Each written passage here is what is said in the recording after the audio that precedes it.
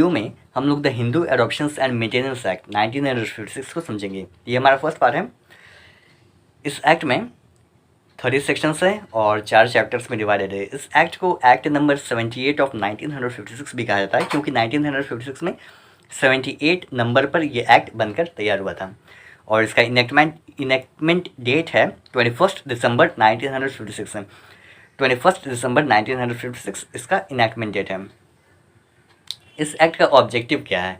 इस एक्ट का ऑब्जेक्टिव है टू अमेंड एंड कोडिफाई, क्या अमेंड करना और कोडिफाई करना, to amend and codify the law relating to adoptions and maintenance among Hindus के अमॉन्ग में, मतलब हिंदूज़ के रिगार्डिंग में जो एडॉप्शंस का एंड मेंटेनेंस का पहले के जो लॉज थे, बिखरे हुए लॉज थे, उनको कोडिफाई करना। कोडिफाई मतलब एक में लाके एक एक्ट बना देना, कोडिफाई करना, और उनको जो सही है या जो सही नहीं है अगेंस्ट पब्लिक पॉलिसी या अदरवाइज भी उन्हें अमेंड करना। ठीक है, an act to amend and codify the law relating to adoptions and maintenance among Hindus.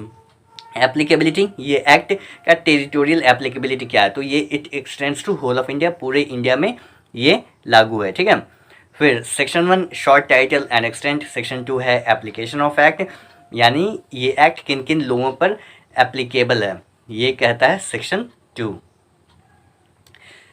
ये किन किन लोगों पे लागू है? ये एक्ट उन लोगों पे चलेगा जो हिंदू हैं।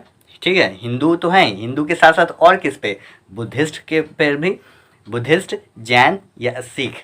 ठीक है, 4 रिलीजन पे ये एक्ट लागू होता है।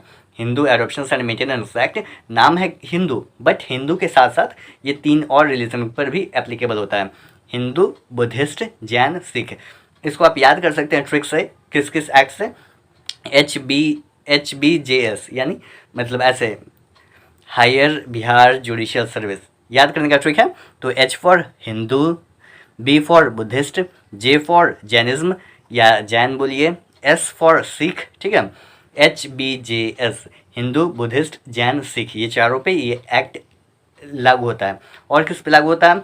ऐसे पर्सन पे जो ना तो मुस्लिम हो, ना क्रिश्चियन हो, ना पारसी हो या ना जू हो। ठीक है, इन चारों रिलीजन पे ये एक्ट एप्लीकेबल नहीं है। इन चारों के अलावा पर्सन किसी भी रिलीजन को बिलोंग करे वो इस एक्ट के अंतर्गत में आएंगे। ठीक है, the following persons are Hindus, Buddhist, Jain और सिख। तो कौन कौन होंगे एक्चुअली में? ठीक है, तो अब चाइल्ड की बात किया जा रहा है, चाइल्ड के बारे में, कि कौन से चाइल्ड को कहा जाए कि हाँ वो हिंदू है या बुद्धिस्ट है या जैन है या सिख है। ठीक है, सो दैट ये एक्ट उन पर एप्लीकेबल होगा।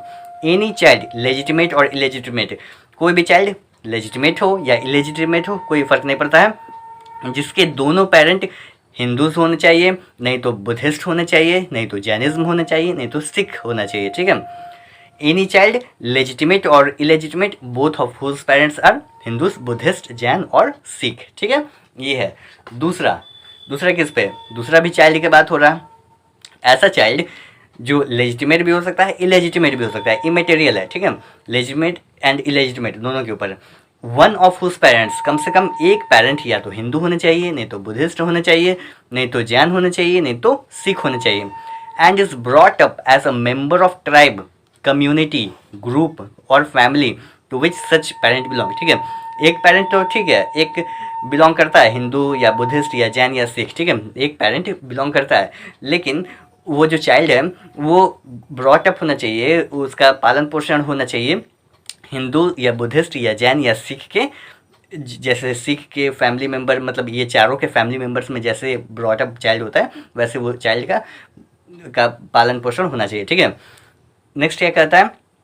तीसरा बात भी, एनी चाइल्ड, लेजिटिमेट और इलेजिटिमेट, लेजिटिमेट भी या इलेजिटिमेट भी कोई भी हो सकता है, who has been abandoned by both his father and mother, जो ऐसा चाइल्ड जिसे अबैंडन कर दिया गया है, छोड़ दिया गया है, त्याग कर दिया गया है फादर एंड मदर दोनों के द्वारा। ठीक है, या और whose parentage is not known, या वो उसके पेरेंटेज के बारे में जानकारी नहीं है। ठीक है, and who in either case is brought up as Hindu, Buddhist, Jain और सिख। ठीक है, ऐसा चाइल्ड जो हो सकता है लेजिटिमेट भी या इलेजिटिमेट भी। ठीक है, दोनों हो कोई दिक्कत नहीं है, जिसको उसके दोनों पेरेंट्स उसे छोड़ दिए हों या उसके पेरेंटेज के बारे में जानकारी नहीं है और लेकिन वो ब्रॉट अप हुआ है, उसका पालन पोषण हुआ है हिंदूज के अकॉर्डिंग या बुद्धिस्ट या जैन या सिख, ये चारों के में से किसी भी एक के अकॉर्डिंग में उसका वो ब्रॉटअप हुआ है तो कहा जाए कि हाँ ये एक्ट उसके ऊपर एप्लीकेबल होगा।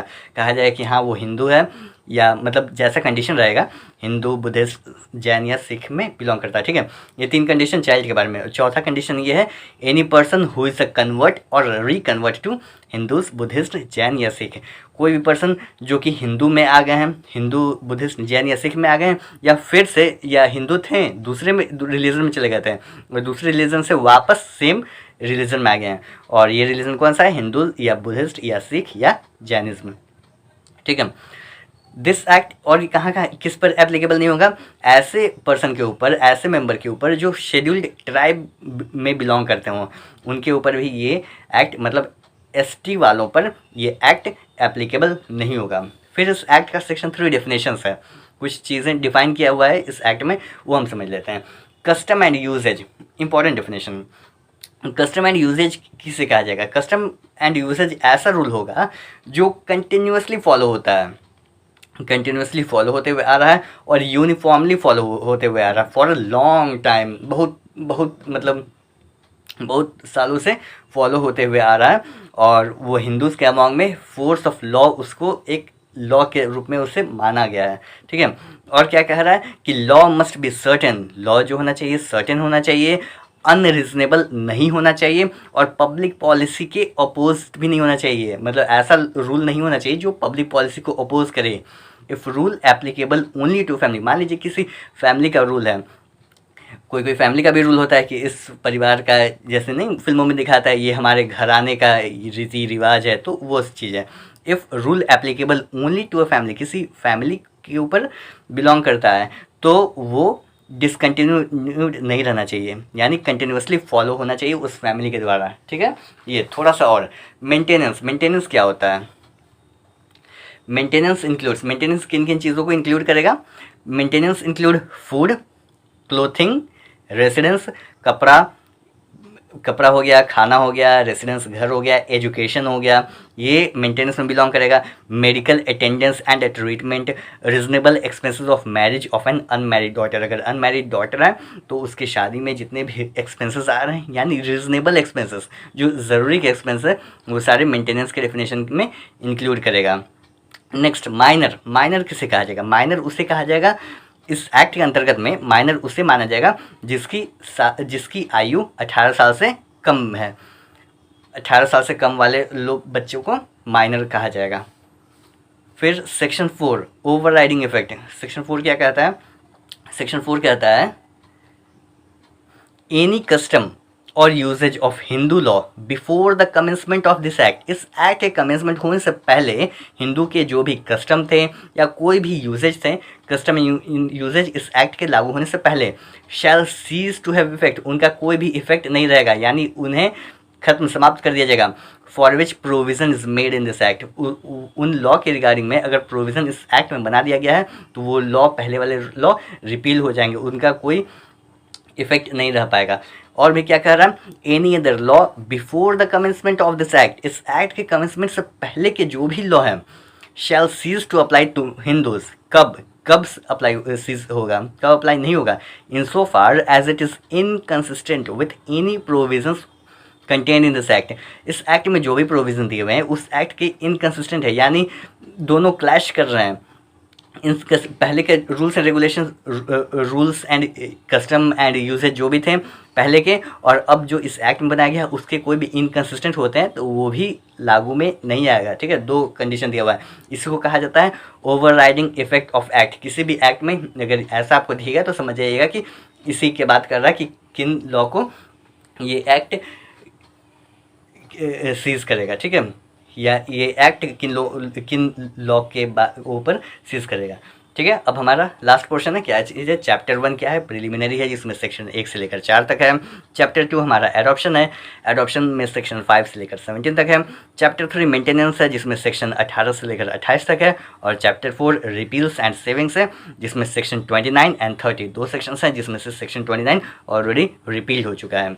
आई होप ये वीडियो यूज़फुल लगा होगा। Thanks for watching this video and जय हिंद दोस्तों।